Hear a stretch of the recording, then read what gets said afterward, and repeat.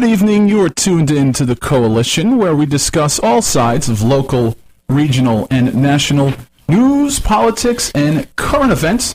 My name is Tony Jones, reminding you to check out coalitionradio.us. In studio with me, Christine is here. Chris, good evening. Good evening, Tony. The mighty P.O. taxpayer is here. P.O. Extra P.O. this evening. How can you tell? We're on fire, Tony. We're on fire. That vein in his forehead is making... Oh, the throbbing. The vein is turning into origami. It's like I saw a swan and I saw a nice napkin holder in that vein. A picture of a truck. Yeah. Big show tonight. Big show. Well, you know, we're going to cover a couple of things tonight. First of all, we want to talk about our blog. We did a soft launch on our blog this week, and our blog is blowing up. Hugely popular. Hugely popular. Thousands and thousands and thousands of people are visiting us every day. That is super wicked exciting. It was a pretty great idea, too, huh? Well, you know, I'm glad I thought of it. A coffee cup just came hurtling across me at high speed. Here's the purpose of our blog. We want people to both extrapolate and present ideas to be discussed on the show. You know, they're really interrelated. And we've had a lot of success, interestingly enough, attracting folks from the progressive community who are instantly willing to provide us data. So we're putting a little bit of a shout out there to our friends in the libertarian movement who've been a little loath to put pen to paper, to give us ideas, to prognosticate and to pontificate, if you will, on the subjects of the day. Interesting because many of them are very, very busy Facebook posters. So we're giving them an opportunity to promote to a larger audience you know, their ideas both on economics, on politics of the day, on the turgid little state of affairs we call Rhode Island government.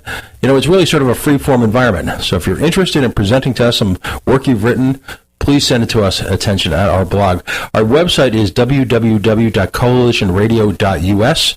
We've got a spiffy new front, thanks to Christina, and you'll see our blog links right on the front. Our latest addition to our blog force, if you will, is Mr. Robert Mallon.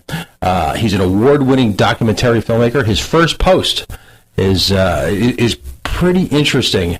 Mr. Abel of political fame, of South County fame, of progressive and farming fame, put pen to paper and actually had an interview with Noam Chomsky.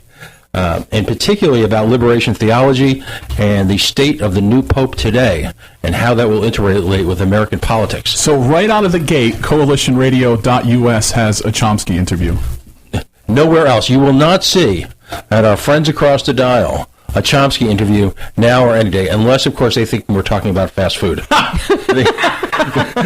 So, but again, the point is, we entertain discussions between progressives and libertarians here. Nowhere else on Rhode Island media will you find such fertile ground for debate, rancor, cantankerous reasoning, anything you want to make of it. It's there. We're attracting a lot of people to it.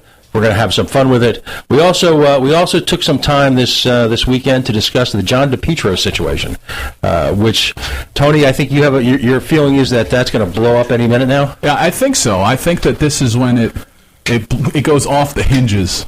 I think John DePietro vein is going to be throbbing even worse than your vein, P.O. Well, here was my take on the situation.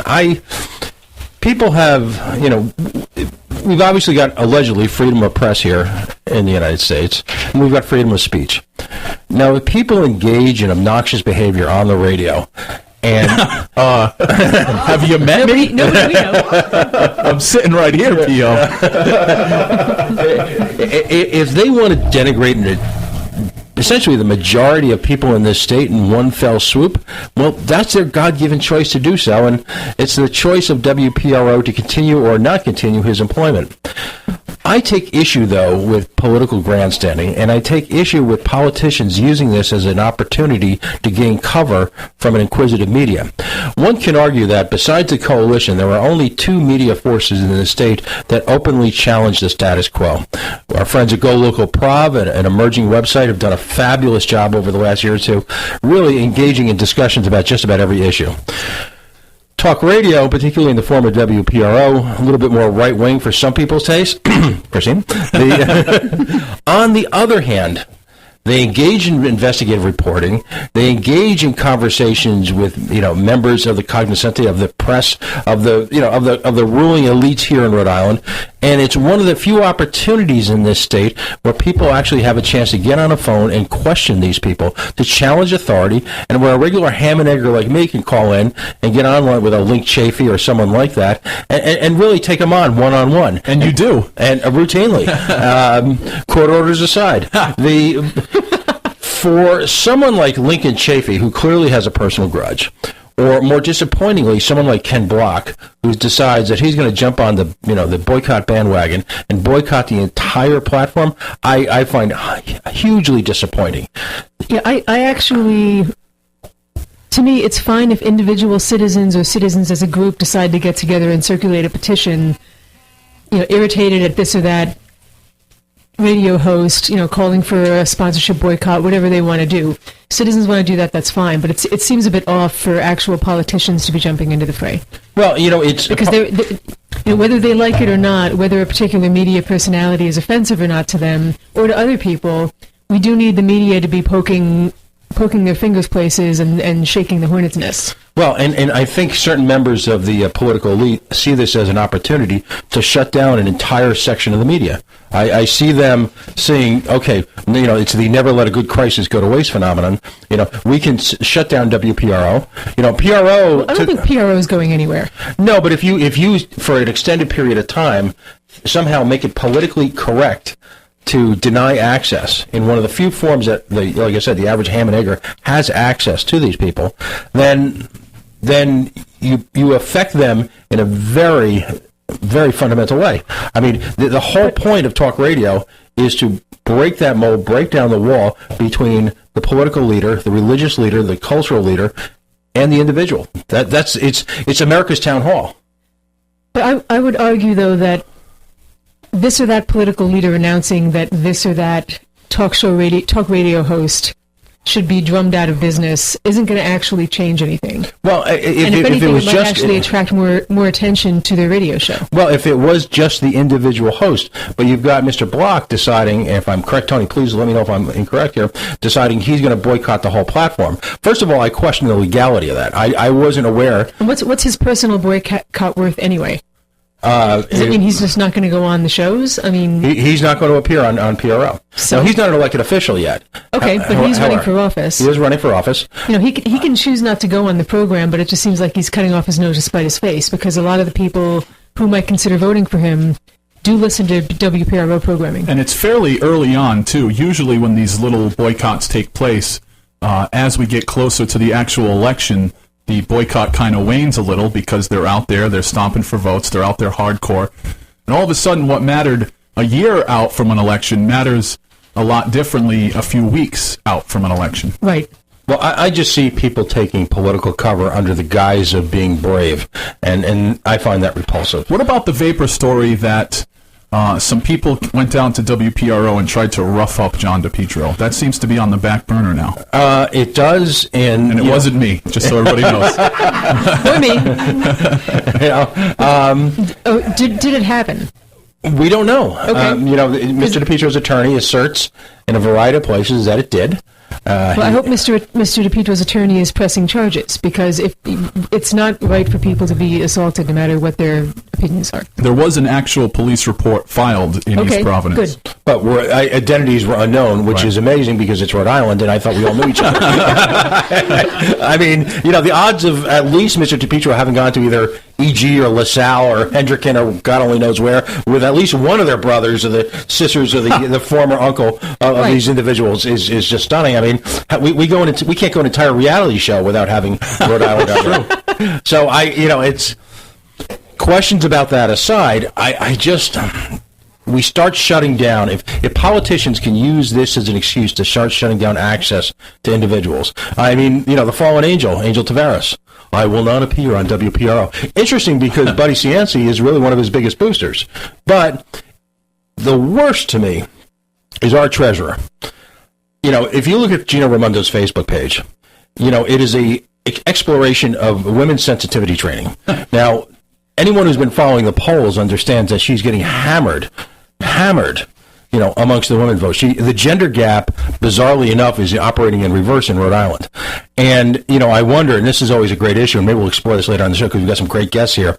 But there's that phenomena of the woman who makes better friends with guys and can't be friends with other women. And I've had a number of women tell me that they see Gina as off-putting, cold. All of a sudden, she's embracing this campaign, to boycott DePietro like it's the second coming, which, given, as I mentioned, I think the quote I used in my blog was that she was a regular recipient of the big sloppy media wet kiss that DePietro gave her on a daily basis, is astonishing. And if anyone should ever question whether there's any sort of loyalty in Rhode Island politics at all, well, John, try and find that shiv with her name carved into it on the back. How else are you going to get a job as the communications director of the governor's office or of the DMV or of EMA if you're not on your best behavior, PO? You're never going to get that job. I don't think just imagine a huge snowstorm blowing into Rhode Island in the face of PO taxpayer getting you through the crisis. Well, because the first thing I do in the middle of a storm like last night is encourage people to go out, drive, and sample nature's pleasures. So I just find, again, to sort of sum up this whole umbrella, and it's, stay tuned because, as Rhode Island is, as the great one said, Rhode Island is another episode tomorrow as the stomach turns. We will find out what will happen with Mr. DePietro. He's been curiously absent from WPRO. He did make a brief appearance to apologize. Other than that, he's been a no-show, yet no word at the same time. They were scampering for fill-ins at one point. We could fill in.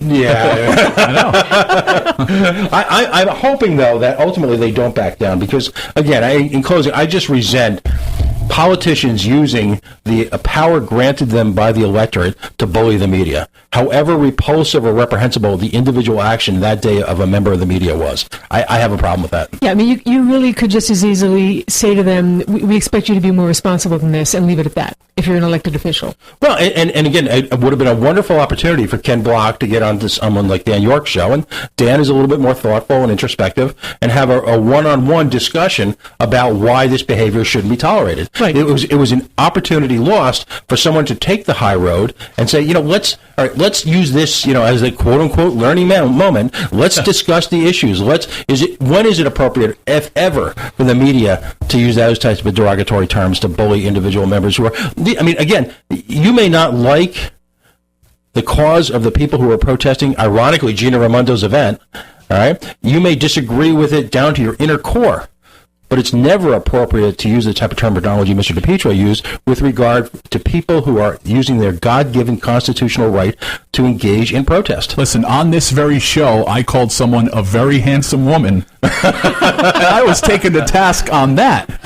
Just imagine. Wow. And I'm boycotting you, Tony. and just as an aside, too, this grassroots movement that sprung up in protest had some pretty good production values. In fact, the healthcare.gov could learn from the production values of this movement that just magically sprung up.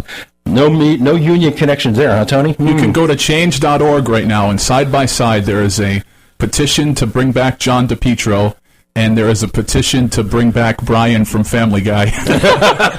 And how many novenas are being offered for both? All right. As always, you can weigh in on this controversy online, facebook.com/The Coalition Radio, and on Twitter @Coalition Radio. P.O., you have booked a plethora of fantastic guests this evening. Who do you want to swing into that hot seat over there first? Well, a real friend of the show, Lisa Pinto, is here tonight. Tony, she's been on your show, the Tony Jones Show, which is on when?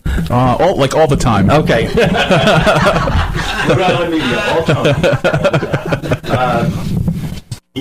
What we've started to do over the last few months is get some folks who have some really interesting, and particularly with regard to entertainment and fun, to get them on for some lighthearted discussion about their business, what they're doing in the community. And, Lisa, and we've also got, as you saw in our teaser, we've got a legend here. We've got Bob Venturini here. All right. Man, the myth, the legend. And Lisa is also going to talk about a little bit about the work she does with Bob for Toys for Tots. So, Lisa, welcome to the show. Hey, nice to be on once again. Great to have you. Tell us a little bit about your business. I do dance parties. I put dance parties together, hip-hop dance parties for women that are over 30, because that's considered the new, over-the-hill type of age, so to say. Wow, is it?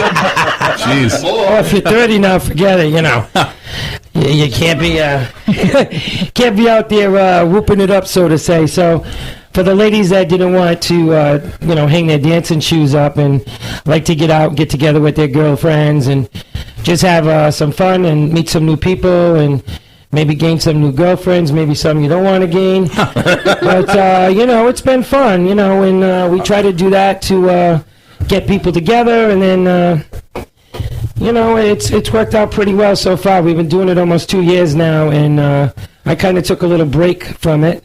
And got together with Bob Venturini and did this toy drive. Didn't call me Mr. Oh, he hates that. Where do you have most of your parties? Where do you host them? Oh, what we do is mostly the club owners will contact me through Facebook. I have a Facebook page that I threw up there. And that is? Plenty of Singles Dance Party. So anybody can log on there to find out what's going on and where it's going on. And normally what we try to do is we talk to the club owners and ask them to waive the entrance fee, a cover charge, so people can come in at will. And if they like it, they stay. And usually they don't, they don't leave. So I've seen some of the pictures. We have a good time. And it's fun, nobody gets too carried away, no craziness. Aw. And when they hear Plenty of Singles, they're like, "Oh, are we going to be swinging?" I said, "I don't think so. I don't see no poles in here." But I was wondering where to put my car keys. Okay. Now it all makes sense. Oh dear. Oh my. But we get together and we have some fun. So, it's about how it started. It started as just people getting together. And then it just turned into, this big thing. It's amazing in this economy how, even if it's a $5 cover, if you drop off the cover to no cover, how many more people will venture out for a free event? They're willing to take that gamble. Well, I think it gives the person the opportunity, because a lot of these clubs, you go to, I don't want to bash anybody, but you go to these clubs and, it's $8 to get in the door. What if I don't like the place? Well, right. You're not getting your money back. Well, go ahead and leave. We don't care. So I say it this way. We do what we do. We have fun in what we do. And I think that we do it well enough that when people do come in, they don't have to pay to get in and find out they didn't like it. And I've never seen that happen yet. Well, and when do you have any events scheduled coming up? No. What I'm doing now is I'm on the, I just built a computer and I'm building a website strictly for events that are going to be going on around the state, Rhode Island. Might try to put some things together, some trips together type of deal, and do something like that. Mm-hmm. And just try to keep it going. There's a lot of people that are interested in this. There's people that are single, and I think sometimes when you're single, your other friends are married, and you say, oh, God, where do I go now? Because the married friends can't come out because the husband's like, oh, I don't think so, Or they've got little ones at home. And exactly. So it's kind of nice that they can hook up with other women that might be going through something similar. So it's like a network, too. It's like a women helping women. There are some guys in it, too. I was going to say that. It's just for single women? Well, no, we just get up there and bash them guys out. No, I'm kidding. But no, I prefer that. Than if right? overloaded with single women. I think we all know, Bob. I think we all know, Bob, that nobody wants to go to a sausage party. I certainly don't. I might. So, I like the ads better when it's all women. but we get a good influx of men and women, and it's kind of nice. And then you get a couple of people that say, oh, what are we doing here? Well, we're really not doing anything but having some fun. So far, it's worked out, and a lot of people have tried to copy what I do. I don't know what the secret magic weapon is, so to say, that why they can't copy it, but, I did copyright the name, Plenty of Singles Dance Party, so nobody could actually use that. But we're looking to do other things, too. Well, that's a form of flattery, as they say. How many folks will you have out at an average event? I would say around a minimum about 135. Really?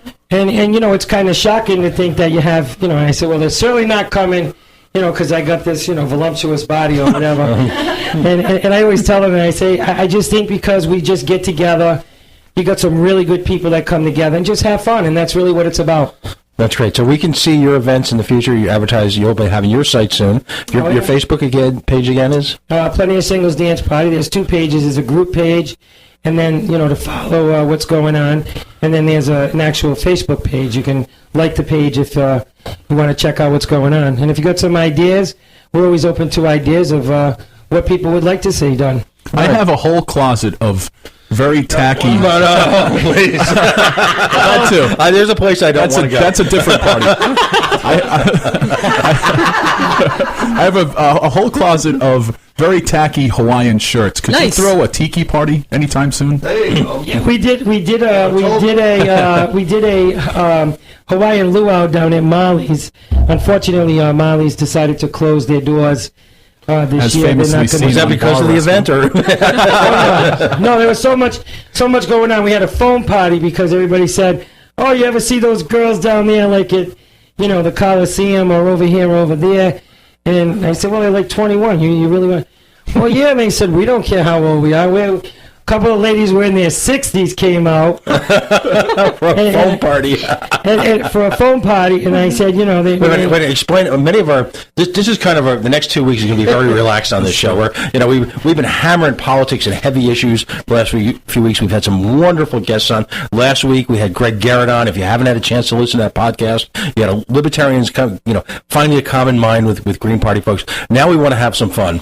Many of our listeners probably are not intimate with the term foam party. Perhaps you could elaborate. I didn't think of that.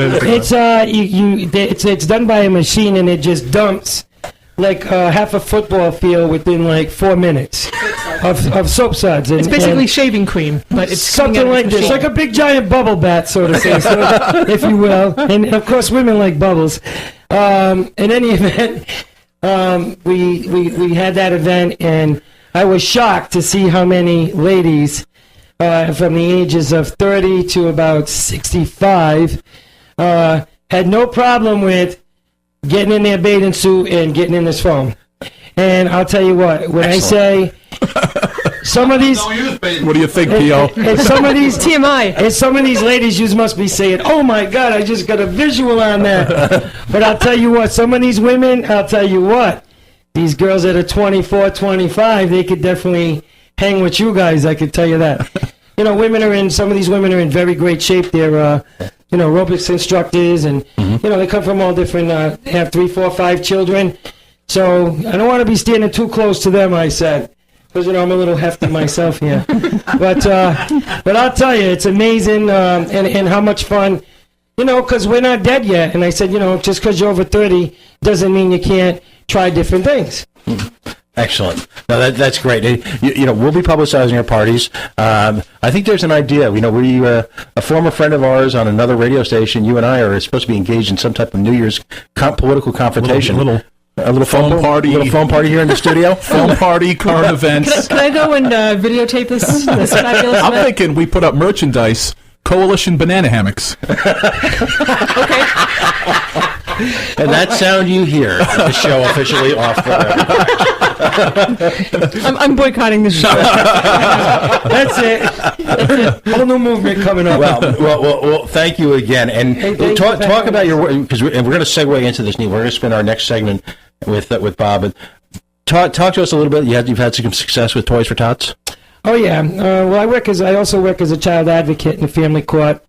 I'm a state of Rhode Island constable, and I got together with Bob because I heard some stories coming from the government that basically Christmas was going to be canceled or something like this, and the funding, and we don't have funding for this and have funding for that. So I just said Toys for Tots is a very big program, important program, I think, for children to have hope and families to have hope that there are, I believe in miracles, so to say, and some families are just barely getting that food on the table, clothing on their backs, and just getting by. And so we swung in, and I swung in with Bob. I contacted Bob, and we put on an event, which was awesome. It's a great event. And a significant amount. First event, she did phenomenal. Well, if you go to the Facebook page, there are pictures of you guys doing a toy grab on steroids with the money you were able to raise. Yeah, we Not only the money, the toys. Yeah. We had, and we're going to do it again. We were just talking about this, putting a committee together. Anybody that wants to get involved in that, we're going to do it even bigger. I think that the children that came had a great time. They had their faces painted. They did karaoke. What else did we do with the Some kids? We evil had clowns pictures. showed up. We had the clowns, the evil clowns. We had DJ Psycho Eddie showed up, but he came a little later because he didn't want to scare the kids out. We had Santa Clauses, we had elves, we had so many activities for the kids. We had Ron, Sergeant. Anybody wants to get a hold of this guy does the most amazing things with balloons, and those kids were fascinated. The balloons he made were out of this world. Incredible. So next year we're gonna plan on. We had people that made cakes. We had so many sponsors that donated hot chocolate for the kids. Everything for the kids was free, and they were helping their friends because some of these kids are a little bit more fortunate, and they were learning the concept of they're helping their fellow friends that don't have maybe what they might have. In closing this segment, our guest last week, Greg Garrett, about 7-8 plus years ago, he started a Buy Nothing Day in replacement of Black Friday, and he also started a coat drive.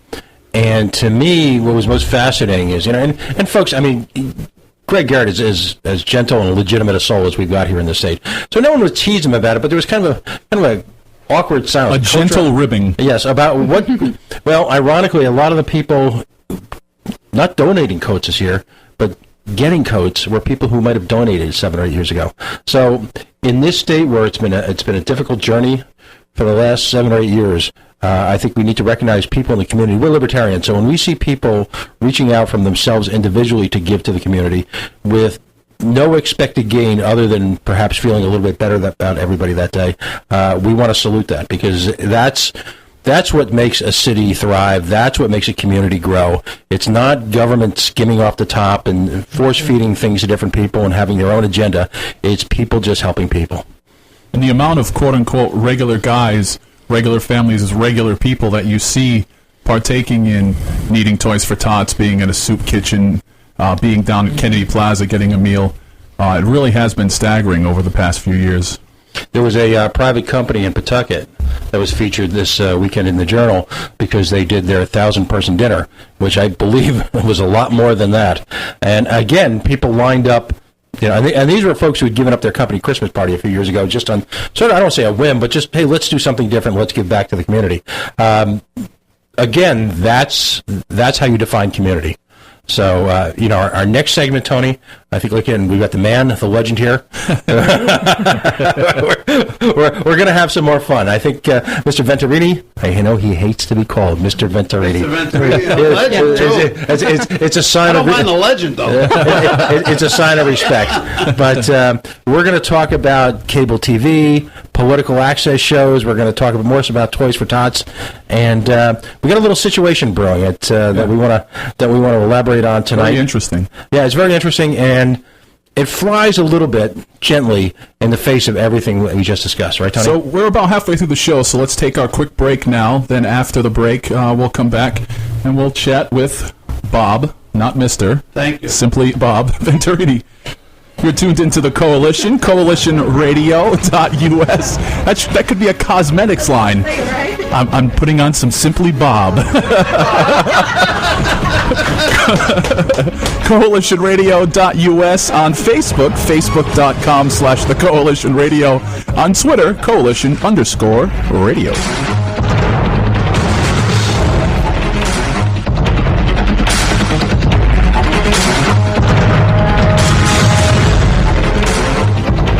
Folds, your definitive source for cannabis culture, with a print magazine, radio show, live events, and so much more. Check them out online at 13folds.com. That's the number 13, FOLDS.com. My name is Angel Rach. I'm a mother of 2 teenage children, and I fought all the way to the Supreme Court for the right to use the medicine that saved my life. I've been permanently disabled for 10 years, with an inoperable brain tumor, wasting syndrome, and several other serious conditions. For 4 years, I was in a wheelchair, in so much pain, I couldn't even hug my kids. The hardest part was looking in their eyes and seeing how much they were suffering because of my medical condition. The medicine that gave me my life back and gave my kids their mom back was cannabis, also known as medical marijuana. With medical marijuana, I can walk, maintain my weight, and I can be a mom. Without it, my doctors believe that I would die. To learn more about medical marijuana, contact Marijuana Policy Project at 1-877-JOIN-MPP or on the web at mpp.org. Hey everybody, it's Tony Jones. You know, when I'm not here yakking about politics, I spin records. That's right, if you like good old-fashioned rock and roll radio the way God intended it to be, then tune in to The Tony Jones Show. The information's online at tonyjones.org. That's tonyjones.org.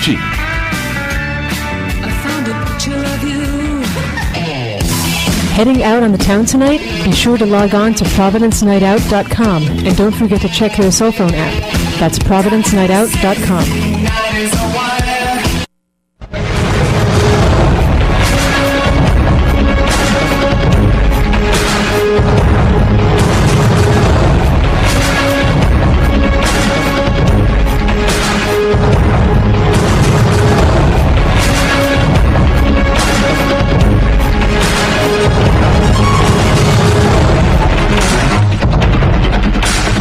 Tony Jones here. You are tuned in to the Coalition online at coalitionradio.us. That is the new and improved coalitionradio.us. I'm joined in studio by Christine. Chris, good evening. Good evening, Tony. The PO taxpayer is in the hizzy, as the kids say. PO, good evening. You sure I'm not the Po? You might be the PO taxpayer this evening. Are you questioning my street cred? Well, I noticed the vein throbbing in your forehead has subsided a little gone bit. down so a little. You're enjoying this show tonight. A little bit better. Yeah, okay. Better. Well, again, as we teased you in our prayer segment, we've got with us tonight Bob Venturini. Now, you know him from Bob's Excellent Adventure. You know him from cable TV. You know him from politics. You know him from around town, and he's everywhere. I know him from Cellos. And this They sell Gansett there now. and this time of year, Bob Venturini, the brand is blowing up. Blowing up. Blowing up. Blowing up. Absolutely blowing up. Welcome to the show, Bob. It's great. Thank you. It's great to have you on. I'm a frequent watcher of your show. Tell us, how did it all start? Well, first of all, I have two shows. One's called Bob's Big Adventure. Right. And the other show's called An Hour with Bob. Okay. And frequently confused. People think it's the same show. An Hour with Bob is a variety show set in the studio in Pawtucket, Rhode Island. Mm-hmm. Sometimes we do on-location shows. A little difficult, but sometimes we get to do it if, we can afford to, somebody can afford to cover the cost of, we don't charge them, but if they cover the cost of Right. production. Because that whole remote technologies we're going to get to later on in the show. Right. It's getting a little easier. Yeah, well, it's getting a little tricky according to some people, but anyway. Yes. Oh, I know where you're going with that one. Yeah. And Bob's Big Adventure, which has afforded me to travel to 5 continents. Well, Wow. 4 plus the United States, of course. 4 plus North America. And to, 40-something countries. I'm happy to travel to Oneyville. And over 40 states. And ironically, it's, people talk about Rhode Islanders never traveling, never going anyplace. Right. I have been to places, other countries. I was in Finland, in Helsinki, Finland, got off a plane, sitting in a bus stop, waiting for a bus, and trying to figure out, nothing's in English, and I'm trying to go to Turku, Finland, where they build the largest cruise ships in the world. And there's one man sitting 8 feet away from me, and I said, "Excuse me, sir, do you speak English?" He said, "Yeah." "Bob?" And I went, "What?" He said, "Yeah, Bob." I said, "No." He said, "Yeah," the second time. And I said, "No, what'd you say the first time?" He said, "Yeah, Bob." I said, "Why'd you say Bob?" He said, "That's your name, isn't it?" So I'm looking at my luggage, see if my name tag's showing or something. I said, "How'd you know? Why'd you call me Bob?" He says, "That's your name." I said, "How'd you know my name?" He said, "Everybody knows you, Bob." Now I'm worried because he knew my name. I'm in Helsinki, Finland. So I said, "Come on, how do you know who I am?" He goes, I said, "Where are you from?" He says, "Brazil." I said, "Well, look, I've never been to Brazil, but ironically, I since have been to Brazil, but not at that time." So he's playing with me, but it ends up he's from Cranston, Rhode Island. Of course. And he watched my show frequently, he said. And his wife is from Finland, and he was there visiting, and he had seen my show several times. And I was in Thailand 2 months to the day after the big The tsunami. 2 months to the day, and I'm interviewing a guy. I also from Rhode Island, a guy from Newport, a captain of a yacht, because I had found out I was going to see the bridge over the River Kwai. I love history, so I went to see the bridge over the River Kwai. I did a whole show, a big segment on it, and somebody had told me there was an American, a New Englander, at this hanging around this bar. So I went into the bar and looking for him, and lo and behold, I find the guy, and we talked. He was from Newport. I was satisfied that it was from New England, but he ended up being from Newport. So we're talking, and he was telling me he saw the tsunami. He was involved, and he was on the ship. So we agreed to meet the next day at the ship and at the dock. So we're there at the dock, and I don't have a cameraman with me, so I got the camera and I'm filming him, and we're talking it up, and the water's right behind him. These two people walk about 6 to 8 feet behind him as I'm filming him, and they're walking by, and the guy says to his wife, turns around and says to his wife, "Look, hon, there's Bob from Bob's Big Adventure." And they were from Rhode Island. So that story about Rhode Islanders don't travel doesn't work. But what does work is it always, no matter what the issue, no matter what the historical reference, no matter what the political precedent, it always comes back to Rhode Island. Always comes back to Cranston. Well, true. Yeah, somewhere in Rhode Island. And Cranston, of course, is the epicenter. Pawtucket, by the way. I always say Pawtucket's the epicenter. In this show, we always refer to Pawtucket as the bucket. Okay? Which I don't like. So how did you start? Now, you were, as you mentioned, we were talking before the show, you were involved with Glenn Medeiros and the Round Table, and we talk about the politics of that. How did you end up, though, producing your own show? How did it evolve? I know there's some history there in terms of both the politics of cable access TV and also your own personal journey as to how you came up with I was involved in politics a long time ago. I have a degree in politics. I graduated from Roger Williams College, which is now a university. I majored in political science, had intention on becoming a lawyer, a constitutional lawyer of all things. In fact, my guest last week, which a show that is right now, is with Robert Mann, a very prominent defense attorney, and we went head on head, which is a pretty good segment I just did, and I'm pretty proud of when I got a very intelligent defense lawyer moving his mouth and nothing's coming out. I know I did pretty well. We went back and forth on several issues. Several issues. You got to see the show to see it. You can see it on channel 13 Cox, channel 32 Verizon, channel 49 a full channel, and also on what do we call it? The other. I can't even think of it now. I can't even think of the other channel it's on. It's on internet. Okay. I can't think of the channel. What? We'll put. I don't even watch. We'll put it on the Facebook. We'll put it up on our Facebook page. Whatever it is. Anyway, you can see it on any one of those channels, and it's pretty cool that we went back and forth about all these issues. And I usually don't go into the politics thing on my show. I try to keep it light, fun, interesting. It's usually broken down to 3 segments. It's usually a guest of some kind. It's usually some kind of entertainment, and it's usually a cooking segment, something like that, or a magician. Like, in fact, on the Toys for Tot event we just had, I had this magician Matt Roberts on there, and I had several singers on. So you're probably a big fan then of TV when people used to go on the Merv Griffin show, not just to push whatever they were doing at the moment, but to talk and to be entertainers. They weren't just performers; they were entertainers. I'm a Johnny Carson fan. Johnny Carson, in my eyes, was the guy. He still is. And the greatest compliment I've ever received in my entire life about anything bar none was when the Providence Journal, I guess about 10 years ago, did a 6-page spread on me, and the headline of the front page was, "Here's Bob, the Johnny Carson Public Access Cable Television." Excellent. That was the best compliment I've ever received. Just as an aside, why do you think? We like our format because it's a long-form discussion format, and conversations just evolve naturally. Why has variety TV, why has real Johnny Carson, Merv Griffin Dick Cavett style talk TV. Why has that all gone away? Why do you think? People have very short spans of concentration spans. They really do.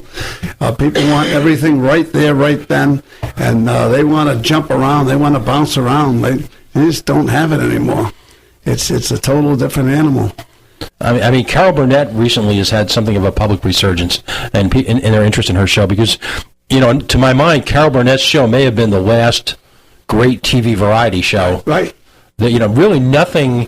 And I'm not talking about these idol shows and all that stuff because that's just cult of personality, cult of media, cult of popularity. But on these variety shows like your show, people who had talent came on, and this was their moment.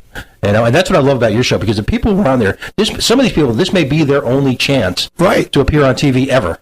Nothing. You think about this. Back in the day, there were only 3 channels, 10, 12, and 6, or should I say CBS, NBC, and ABC. And by the way, ABC only came in 1962, for that matter. Right. So when you think that, like say MASH, when it went off the air, how many millions of people saw that?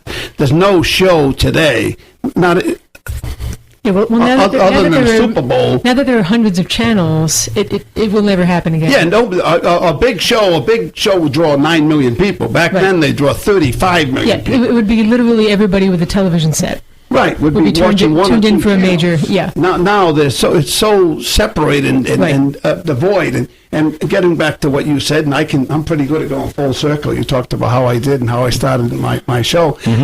I was working in the mayor's office in the city of Pawtucket, and I was doing that the Glenn Madeira show. I was doing the round table, and I used to have fun with it. He was serious, and I was not that serious, but I used to do the political discussion because I am a political person, and I decided to do something lighthearted, and they wanted me to do a political show because I knew all the politicians, and I didn't want to do that. And I got an opportunity. I was pretty good at getting behind the scenes of things and getting into things and sneak around, getting behind the scenes, and closing up to different people and different events, be it entertainers or whatever. So I got into the air show. And I got climbed in an F-16. I got in when they were dropping the paratroopers. I was in the plane in the C-130 when they jumped out, and I wasn't supposed to be in there. I got inside. The brand new the stealth before you weren't even supposed to go near the stealth. I was at the stealth. I was touching the stealth when they used to have the green berets all around the thing with signs. A deadly force will be used if you go near the thing. I used to like doing that stuff. So I just had a knack for doing that, and I turned that into a niche. That's what I did. What I also enjoy is how the level of respect you give to people on your show in terms of the individual performers, because some are very good, some are not so good. Not so good. Workaday folks who have a passion for something. Well, they're good. To them, they're good. Right. To their family, they're good. To their friends, they're good. You don't laugh at them. You give them a chance. You let them be somebody in the moment. Right. They're not going to be the next superstar, but to them, they're good, and it means something to them. So why not let them have their moment? Well, plus your show is about the community. Your show isn't about picking on people. Your show isn't about curating who's going to be on. You're an open to the community kind of a person. Right. And that's my show is not about bashing people. Right. I can bash people. I'm good at that if I want to. But I don't do that. I choose not to do that. I'm a pretty good ball buster in plain English, but I choose not to do that. I could rank with any of these guys, but I choose not to do that. Well, certainly not a person who's going to come on and they're putting themselves in the line to do a performance. Why go there? Right. I have a rule on my show. You don't attack me, I won't attack you. Mm-hmm. That's the game. That's the way I play my show. Mm-hmm. And I've told all my guests that fear not that I'm coming on my show of me coming after you, because it's not going to happen. You're a pioneer in early public access TV and radio. TV in Rhode Island. I've done radio. No, I've done it with several people. But in terms of the phenomenon that is public access TV. Now, folks need to go back in history, and for some of our listeners, there was a time before there was cable TV. Really? Imagine that. Wow. You mentioned the 3 networks. Because there were only 3. Now there are only 3 that matter here in Rhode Island. And you used to have to get up and turn a dial to change the stations. And the UHF used to have to spin a dial. Right. And they had something called rabbit ears. They had rabbit ears that you put, and your father climbed up on the roof because like Chevy Chase. I did that straddling, walking along the ridge. So then the technology comes aboard for cable TV, and interestingly enough, now the cable TV, for a variety of reasons, has a public element to it. I mean, I actually worked in the very early 80s for Warner Amex Cable Communications in New York City. And what a lot of folks don't realize is that cable TV was built on the back of tax breaks for large companies who were given special incentives to literally lay the cable. Right. All right? So that's when the public element became involved with it. And then as a kind of a quid pro quo, the large cable providers were given pretty much an exclusive to large portions of the American landscape. Where you're going to come in, you're going to go to the expense of laying the cable, then you're going to provide the entertainment, and you're going to be able to almost have no competition, a real monopoly on this.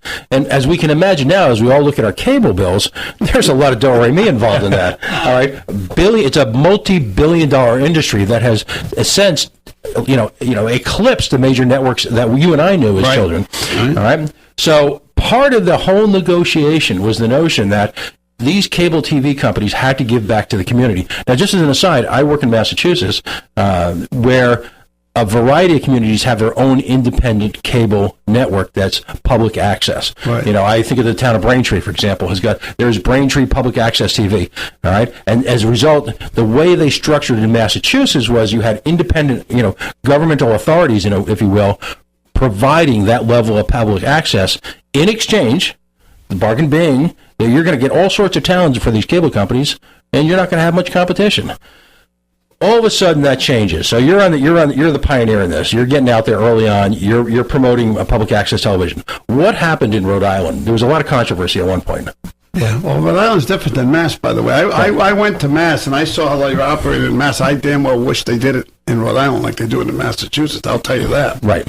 I'll tell you that. Towns have a lot more autonomy and a lot more control. Oh, my God. In fact, the opening of my show was produced by New Bedford High School kids.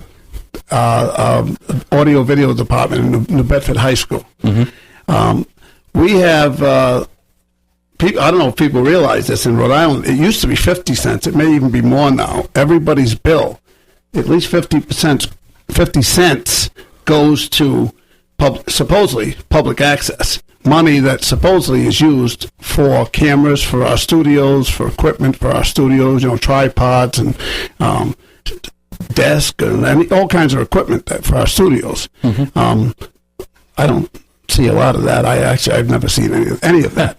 But over the years, it dwindled down who had control, because years ago there used to be 10 cable companies, and Dimension and Cowley and Verizon and all these different companies, and it swindled down. Now it's just one, and it's made it.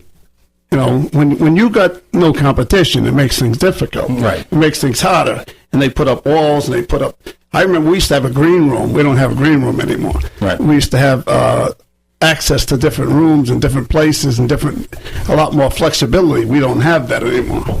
It's just a lot different than it used to. So it's a war of attrition. Slowly, inexorably, they wind back from those original promises made. Now, I'm going to jump to the side a second. You became involved with the folks at Toys for Tots. Yes. The L word applies. You have become really a force of nature for Toys for Tots in this community. And I say that with admiration. I mean, you've taken the issue, you've internalized that, you've made that your issue. Now, annually you do a telethon that's based on the cable platform. Yes. And how long has that been going on? Well, we've done telethon. I've been doing Toys for Tots for about 35 years, but we've been doing the telethon for 20. Wow. This was my 20th year, and sadly, my telethon, which is advertised as a telethon, was not a telethon at all, because we did not get on TV. And I was notified, my telethon was scheduled for Tuesday, December 10th, and December 9th, I was notified by this really wonderful person that has been very helpful to me, and that runs the public access, and she's a wonderful person. I guess she's a public access coordinator for the state. That almost in tears. That Bob, I'm sorry, you can't go on. We had everything in line. We had Channel 36 all set. Where was this going to be? It was going to air on Channel 15 cable, and I think it would even air over the airways. But for some reason, I guess Cox didn't have. They said that, and unfortunately, I heard this third person. They didn't contact me. Right. They contacted her. Her name's Elizabeth. They contacted Elizabeth and told her that to tell Bob, I guess, that it's not going to go on TV because they don't have the means to put it on TV. Where had you held it in the past? Right there, same place. So now all of a sudden the technology, I guess as it was represented to me, there was a hurdle in the technology that Cox is maintaining, that despite years of support, that there's an issue with the technology now in broadcasting the signal from the same place that you've been? Right. Well, they say that since the flood, they had a flood in Warwick a few years ago, and they say the wire that comes from the ceiling down the column somehow is no good. I guess the technology that used, I guess I don't understand that part of it. I'm the front guy. I don't understand that. How successful have you been in years past in honestly what is one of the more admirable charities? We focus a lot on the show on charities, and we talk a lot about people in charities that extend themselves and do things for the right reason for really no personal consideration other than that warm feeling. All right? And then there's the charities that are perhaps a little bit more personally motivated. How successful have you been over the years in accumulating toys, for tots?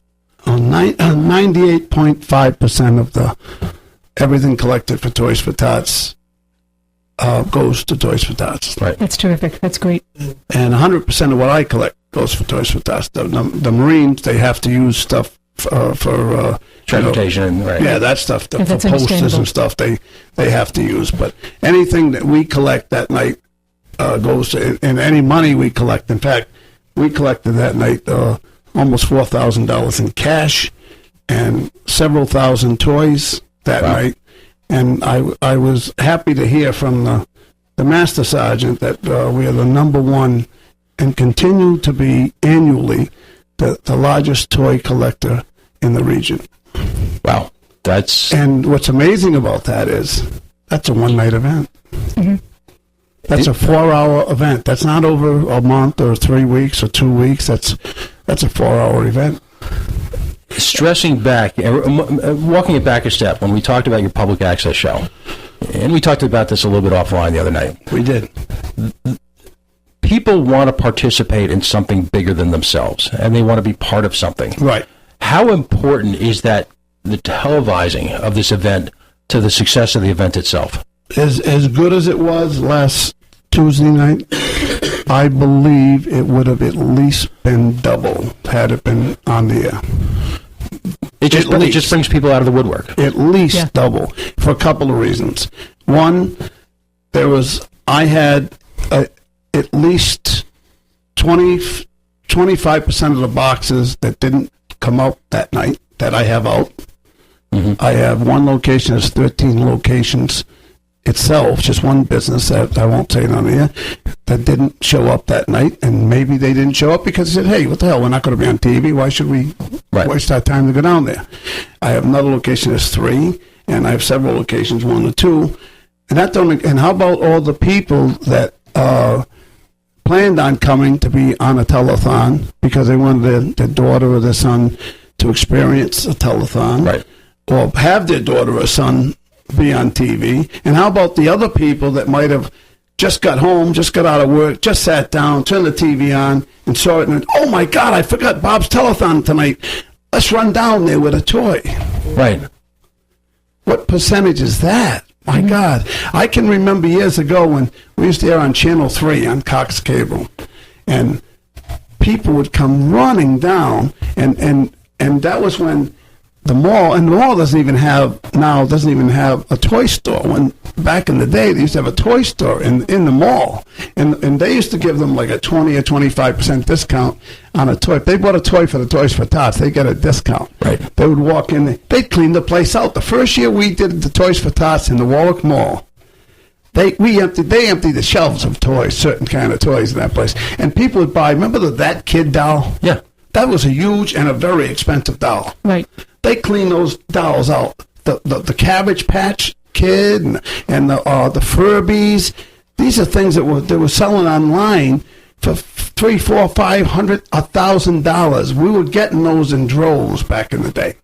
So you had community members donating to a community leader toys for community children at a community cable TV show. Right. And the other thing is, here's the other, and that comes to mind, they would also donate like that bigger toys, more expensive toys, more elaborate toys when they're on TV. It's just people. Like I said, people want to be part of something larger. I went to an event last night. I'm sorry to stop you. Oh yeah, please. I got to get this. This is a great story. I told you about this. I was at it last night. In the snowstorm, I honestly thought they were going to cancel this. An 11-year-old girl, 4 years ago, she came on the show, on the Toys for Tots with her grandmother. Her grandmother, Nancy. Her grandmother's name is Nancy Butts. Her name is Felicity Butts. Her mother's name is Jen Butts. Her mother called me a week ago, and she says, we're having an event again. I don't know if you remember my daughter. She told me her name, Felicity Butts. I did. Just like I remember your face. Yeah. Felicity Butts. Felicity Butts is having a birthday party, and she wants to donate all her presents to Toys for Tots. Nice. Now, she did that when she was 7 years old, and she wants to do it again this year, which she did last night. Her birthday's not till the 27th of December. So at Meadowbrook Bowling Lanes, went there last night. I filled my car with toys with this kid. Terrific. That's amazing. Yeah. For an 11-year-old kid. How can people in the remaining days, in the run-up to Christmas, how can they donate to Toys for Tots right now? They can still donate toys. I have boxes in all the Cello's restaurants. I have boxes. Oh, and one of the biggest places, the guy's out of his mind, is Cello's is still giving gift certificates. If you bring a toy in, a $5 gift certificate, if you go to Iggy's, they will give you 3 clam cakes, a bowl of chowder, and a soda to donate in a toy. How crazy is that? Oh, that's fantastic. And they took over Molly's, by the way. He owns Molly's, right? Dave owns Molly's, and he's going to turn that, and I saw the plans last night. He's going to turn that into this crazy, unbelievable place he's turning into. I saw the plans last night. And what's in the common thread as we close out our show tonight is that all of the organizations you just mentioned are part of the community. Right. They're locally owned business people, locally owned citizens, local children, all contributing to one thing. And I think, Tony, we're going to use whatever, in a positive way, I think we're going to use whatever power this show has in reaching out to people to try and convince, as we go forward, the folks at Cox Communications. We got to do it, because I really don't want to. Can I say this? I really don't want to do it again. I don't want to promote a Toys for Tots telethon again without a telethon. I am not going to do it again without having a telethon.